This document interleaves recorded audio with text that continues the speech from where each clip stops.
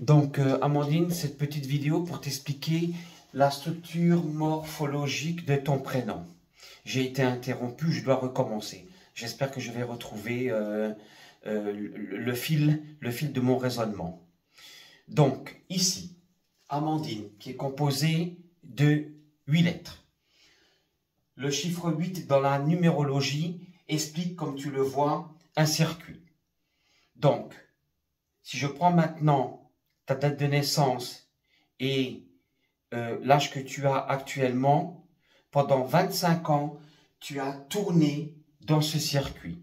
Ce circuit explique que depuis ta naissance, tu es parti sur un point de départ. On ne sait pas lequel. On le sait seulement parce que on sait à quelle heure tu es né et quel jour tu es né et le jour de la semaine où tu es né. Donc, ceci pour t'expliquer que ta vie, tout le long de ta vie, elle va être donc basée sur un circuit fermé. Ça ne veut pas dire qu'il n'y a pas d'échappatoire, qu'on ne peut pas sortir des difficultés, des problèmes, mais qu'on peut toujours trouver des solutions dans le parcours dans lequel ta vie, elle est située. Ça, c'est un premier point. J'ai tiré donc les cartes du tarot en fonction de la position de tes lettres. Et j'en ai sorti donc le battleur, il est tiré 2 fois. L'arcane, son nom, c'est ici, c'est le M. Donc la carte son nom, c'est une carte qui n'a pas de nom, mais qui indique le côté de la mort. On sait que dans la symbolique de la carte du tarot, la mort peut signifier quelque chose qu'on perd, quelque chose qu'on recommence et quelque chose dont on n'a plus envie, quelque chose dont on a envie de se débarrasser, mais se débarrasser de manière méthodique, avec du temps et de la patience. Ensuite, ton N correspond à la roue de la fortune. C'est 2 fois, c'est une très bonne carte parce qu'elle te situe sur un plan des perspectives dans lequel tu peux asseoir et imposer ton autorité, mais sans marquer cette autorité par quelque chose de brutal ou de choquant. L'impératrice au niveau du dé ici. L'impératrice dans la carte du tarot, c'est une femme forte qui ne se soumet pas donc aux exigences des personnes qui voudraient par exemple t'imposer des ordres, mais de manière autoritaire, qui pourraient t'imposer des idées de manière formelle. L'ermite ici, c'est le I. Alors le I ici, j'ai rajouté le point, c'est la somme, le I sur le point, c'est ton mental, c'est ta psyché, c'est ton esprit, c'est ton plan évolutif, c'est tout ce qui se trame derrière ton inconscient, les choses que tu ne vois pas de manière physique. C'est l'invisibilité de toutes les pensées qui te sont soumises à ton mental. Ton mental, c'est quoi? Eh bien, c'est tout ton prénom. Pourquoi? Parce que on est affecté par le prénom duquel nous avons reçu après ta naissance, après la naissance. Donc, en l'occurrence, maman qui t'a donné ce prénom. Nous avons le pape en E, qui est très bien. Ici, il est construit de manière, on va dire, sur 3 niveaux. 1, 2, 3. Le plus important. Mais il y a un 4e ici. La barre ici qui descend. Donc, ça ne change rien. Je les ai écrits en lettres alphabétiques. Si je les écris en minuscules, le E, le N, le D, le N, le A, le M et le A. Il y a tout de suite une différence d'appréciation et de forme dans ton prénom, de la manière dont je viens de l'écrire.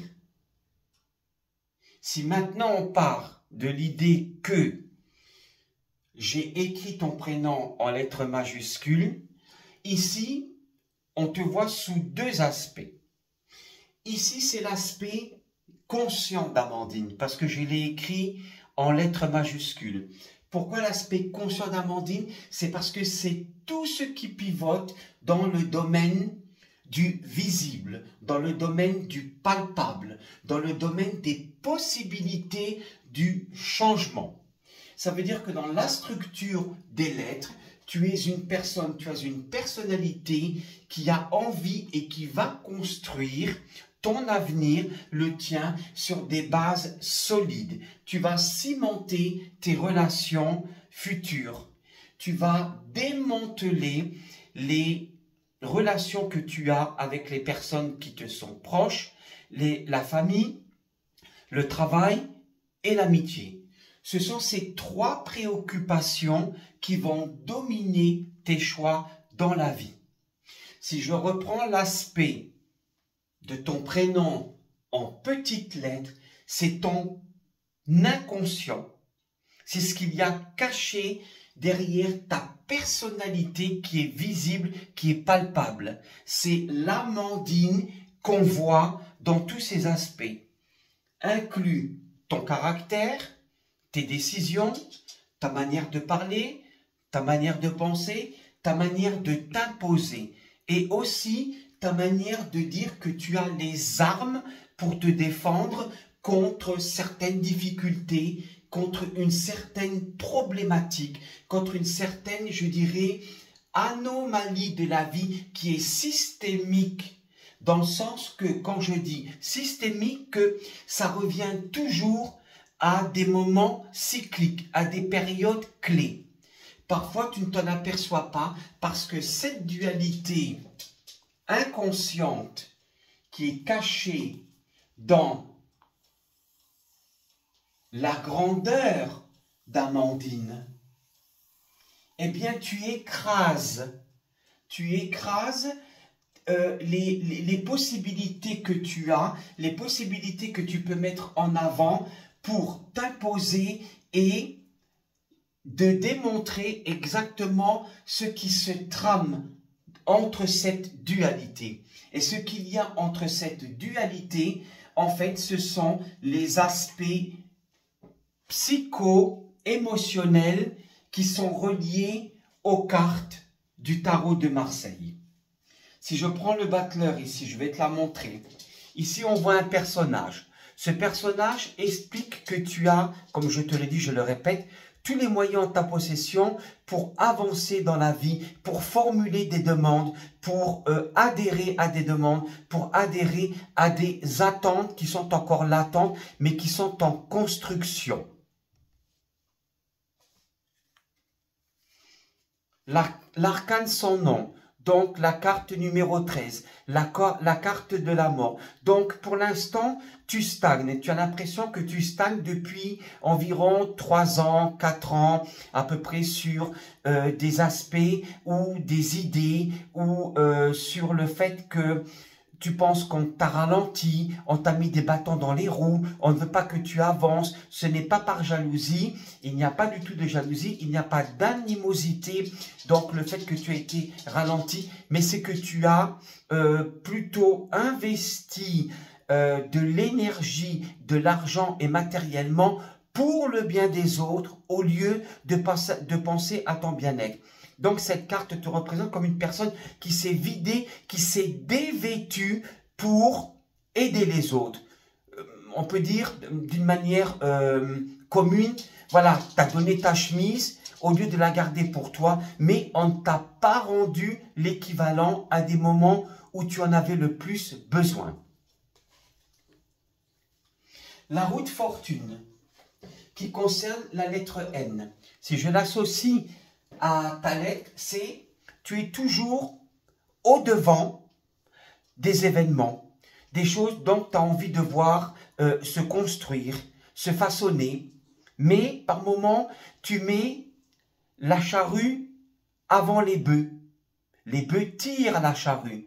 Donc, ça veut dire que tu es tellement parfois dominé par les événements, tu es parfois au-devant des événements, que tu as envie d'anticiper la concrétisation, la matérialisation, la construction de certains projets. Il faut faire attention parce que en faisant cela, donc la roue de fortune, le N, tu vois, on peut dire que le N et le E, ce sont les bœufs et la charrue. Donc, tu es là, Amandine. Tu vois la construction du N, du grand et du petit. Le E, c'est comme une fourche. C'est comme quelque chose qui accroche, dans lesquels on doit agripper, on doit s'agripper pour pouvoir mieux prendre, par exemple, le foin ou des choses dont on a besoin pour mettre en bouche une fourchette. Donc, toi, par moment, tu fais l'inverse. Tu as envie de manger, mais tu ne prends pas l'ustensile qui est adéquat pour agripper, prendre les choses. Donc, d'un point de vue, je dirais, émotionnel, matériel et même financier, tu essayes de parer certaines situations que tu vois déjà à l'avance pour ne pas manquer d'argent, pour ne pas manquer de choses matérielles dont tu as besoin pour te sentir en sécurité. L'impératrice. Donc l'impératrice, en fonction donc de la position de ta lettre, l'impératrice est Amandine, donc c'est le A, B, C, D. Donc ça correspond ici. Donc Amandine pousse les événements. Tu vois que Amandine, je l'ai fait en lettres majuscules. Mais si je reviens avec ton petit D minuscule, il y a une inversion de ta personnalité. Il y a une inversion des forces. Donc par moment, tu avances et tu recules. Ça veut dire qu'ici, le D, tout se bouscule dans ta tête, tout se bouscule dans ta manière de penser, dans tes sentiments, dans ton affect, dans la manière que tu reçois et que tu acceptes en fait les événements qui font que tu dois réagir plutôt d'une manière que d'une autre. L'impératrice ici, elle te représente comme une personne qui est assise sur les décisions que tu veux prendre. Tu es quelqu'un, donc, tu as une personnalité forte, mais par moments, au lieu de voir chez les autres ce qu'ils devraient faire, donc ce que les autres devraient faire, tu as un effet miroir, un effet contraire. Donc, ça veut dire par là que tu prends, par exemple, pour exemple, donc pour reprendre ce mot-là, les choses que les gens font, tu te les appropries, mais quand tu vois que ça ne fonctionne pas, donc tu vas un pas en arrière, tu réfléchis, tu te dis, non, si moi j'étais à leur place, je ferais les choses de telle manière, et tu pourrais les faire, mais tu te laisses du temps. L'ermite. Alors l'ermite ici, c'est la lettre I. Tu vois, on en revient à la lettre I. Donc, sous sa forme majuscule et sous sa forme minuscule, ben, ça ne change pas grand-chose. Le I ici minuscule, on l'écrit comme ça. Et on met toujours un point.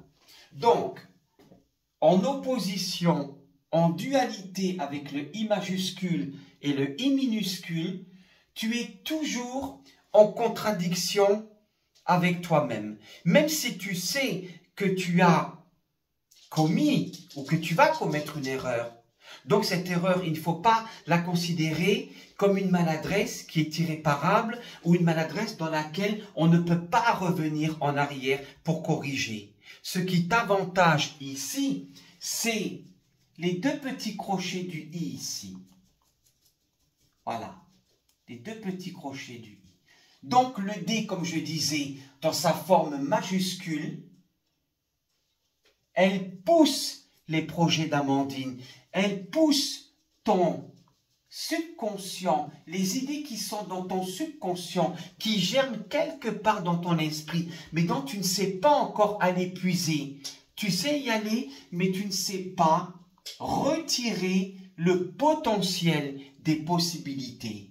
Alors, ce que fait ton inconscient, ton affect, c'est que il te pousse à t'ancrer sur la terre, dans la terre, pour pouvoir avoir plus de possibilités, de pouvoir, d'outils et de matériel pour finaliser le N et le E.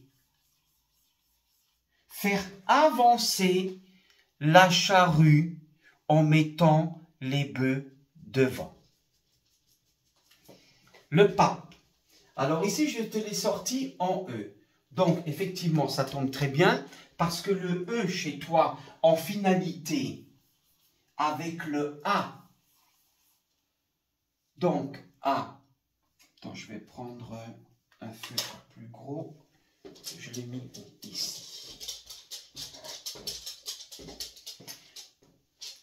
Dans la construction psychomorphologique de ton prénom, le A, qui soit écrit en majuscule, de cette manière, petit, ou sous d'autres formes, mais ce sont les formes les plus connues et acceptées dans l'alphabet, dans notre alphabet, pour instituer un langage, pour instituer du verbal. Donc, Amandine, elle est tout le temps en train de verbaliser. Quand je dis verbaliser, c'est pas dans le sens de punir ou d'émettre un jugement ou un procès. Ça peut l'être, mais c'est pas ton cas. Donc, avec le E, je reprends, écrit de cette manière ou écrit en tout petit. Tu es en mode de construction. C'est comme si ta vie était faite d'un artisanat, d'un travail, du crochet. Donc ça veut dire que pour moi, dans l'ensemble, en synthèse toujours, je t'explique grosso modo ton prénom, le A en début, ici, et le E en finalité d'Amandine, et que tu es toujours dans le côté positif des choses de la vie, tu es toujours en construction, dans les possibilités de trouver des arrangements, des solutions pour te mettre un toit sur la tête. On va dire un toit matériel, mais un toit aussi psychologique et un toit émotionnel. Pourquoi? Parce que ce A et ce E et ce 8 ensemble, c'est la route de ta vie. Voilà. Tu peux partir de n'importe quel sens, d'en bas, de là. Le 8, normalement, on le fait généralement comme ça. Tu vois? Mais le 8, je peux aussi le faire comme ça. Ça forme aussi un 8. Donc, ici, j'ai construit comme un personnage. Je rajoute un visage. Allez, on va dire qu'il est joyeux. Et bien, voilà. Le fait que tu as été fécondé, que maman a été enceinte de toi, elle a été dans une période de doute et de questionnement. Elle s'est dit que, éventuellement, si elle allait donner un enfant venant de nous deux, bien sûr, moi et maman, de se dire quel va être mon avenir avec le papa d'Amandine et quel va être l'avenir d'Amandine avec son papa. Je vais signifier par là que dans l'inconscient de maman, et quand toi tu as voulu donc intégrer, te réincarner dans le ventre de maman, tu as fait un choix. Vous avez fait un choix, toi et maman, de vous compléter. Donc, le 8 ici, je vais le couper en deux. Ici, il y a une partie de maman et ici, il y a une partie de toi. Voilà. Donc, Amandine, 8 lettres, la matrice, tu es là. Donc, tu es en construction. Ça veut dire que ta mission, je pense, ta mission terrestre, elle est toujours de construire quelque chose pour donner de la valeur à ta vie, pour lui donner un sens. Mais un sens qui part d'un point pour arriver à un autre. Mais ta vie, elle ne va pas se limiter à partir d'un point et arriver à un autre. Pourquoi? Parce que ton E, c'est une lettre qui n'est pas fermée. Comme le N, comme le A, comme tous les A et comme le M. Ce sont des lettres ouvertes. Donc tu es toujours ouverte et tu es toujours dans, je vais toujours employer ce mot, dans les possibilités de construire quelque chose où tu vas apporter des gens avec toi, tu vas emmener des gens avec toi pour finaliser ta vie. Quand je dis la finaliser, c'est, on va dire, grosso modo, jusqu'à la fin de ta vie. Mais cette vie, elle va être toujours en accord avec des outils qui doivent être en conformité pour donner une structure solide de ta vie à tous les niveaux. Voilà. Imaginons un gros gratte-ciel, un grand gratte-ciel. Eh bien voilà, les étapes de ta vie, c'est par exemple A, M, A, voilà, A, M, A. Voilà. Tu es sur une échelle de valeur ici. Tu es sur une échelle de valeur.